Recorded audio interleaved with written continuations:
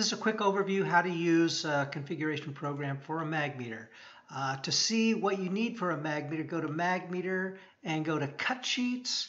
And here are where to get power supplies, nuts, gaskets, all kinds of things, as well as where to get the Modbus RTU converter.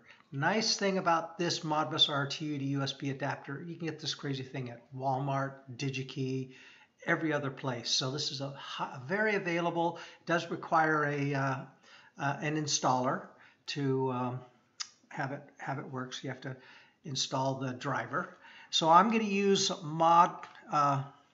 Modbus pole MagCom R14. When you get the file and it's in a zip file, unzip the file to a place on your drive. You don't install it from within the zip like Windows allows you to do. You need to unzip it first in order to use it. Then once you get it, it will install. You start it up, save the icon on your computer as I've done here, and it's going to be asked to select the mfg.com mag.cfg file. You've been given that file. I've got lots of files because we got lots of different software programs, but TFM-mag, here it is, click, click, and then you'd go to DEVI Device Manager in the lower left corner of the Windows thing. Find where your device is. Your device will show up as a Modbus RTU device. So this one I know is, I have a couple of them. This one I believe is sitting at COM9 isolated port. So I'm going to close this out, select COM9, the address is 1. Here are some screens, how to view and change the passwords for getting into the thing. You hold the buttons, these buttons on the right hand side will let you change the password or enter the password. Once you have it, click the blinking button. These are the only variables you really need. It's probably more than you would ever need. And it's going to ask you if you want to save your device configuration. So I say yes, save it. It doesn't hurt to save it. It saves the file as a date code 220310 and time and minute. So that's the serial number. You could save that for safety sakes. And now you could print this and have your configuration. The configuration shows what the full scale is, what the units index is. All of these parameters are there. It is quite honestly a lot easier to change the configuration with these buttons here. This is for the purpose of saving the documentation when folks want to use it. There may be a time where you want to look at some real-time values or look at any data. So this enumerated ring of variables, we can look at any one of them, like percent of flow, velocity, meters per second, damping time. That's a constant. That'll be force. So right click, clear chart. The value is 17 seconds for some crazy reason. This one's set up really high. These are will be handy for your programmer who needs to program Modbus RTU for your PLC. This is the holding registers. This is the type of read. They'll know what all this stuff means. This is the register number, and this is the type. There are many different types. U16 happens to be the type for this, which is known because these variables have associated with a register, a type, a variable name, and a value.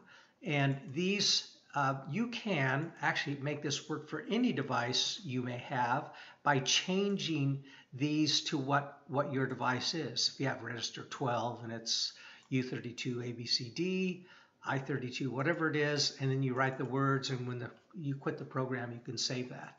This for the purpose, you don't need this on this machine. When you go into the diagnostics, there's a lot of functionality in there that makes it's actually easy in here. The linearizer is for the purpose of taking the data and making the machine have almost an error of 0. Nobody really needs that, but there are folks who like to use a linearizer to have the correction in the standard so that their meters are perfect or agree exactly with some number they care about. This screen has the blue that's reading dynamic variables, and every 10th time it'll read these static variables. And should you want to change some of these variables, you could change them here. And you could change the K factor, pipe diameter, or whatever you want to change. And again, using the front screen is a little easier. There's also a way to read from a file and view, read from a file and write, and save to file.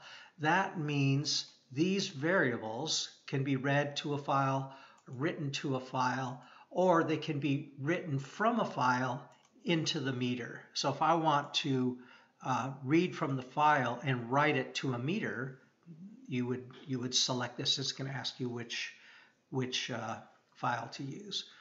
And the setup, these are the important things, which it's 96 none. Slave ID is always 1 when we first set it up. And this is what the TFM-mag.cfg file looks like in the front end, so you can get an idea. And I think that's about, if you need to write something, let's say I want to write the damping time. So I'm going to read first the damping time. We'll read the damping times in seconds. We see it's set to 17 seconds. Let's set it to 1, 2, 3, 4. So it's going to, a U16 register 26, it's going to write the variable 4 into this. So I'm going to write it, and we'll read it, and it's a 4. So that's how you change the damping time, or whatever you want to change. If you want to change the units and all these other goodies, you can do that. And this is for the programmer to see. It's a hex converter. Shows you what the index values are for the total and flow.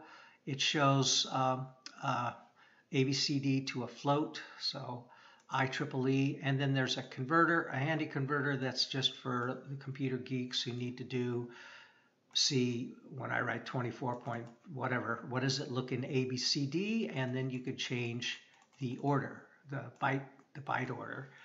And ABCD is the most common, and there's other variants. So the same thing exists. Anything that has 4 in it has an ABCD order.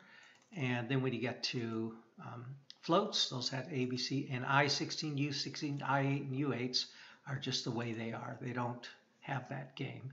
Click stop when you're done. This shows how things are arranged. So that's the quick overview. Now when I stop this, do you want to save the config data? It means to say, do you want to save if you happen to have changed the variables, the values in the variables? So I'll say yes anyway. And then quit will close it out, and it won't be in the program. So I'm gonna click cancel. This program will be there, and you could start it again, and it'll do the same bit, TFM-mag, and select the mag meter. So that is it. Thanks a million.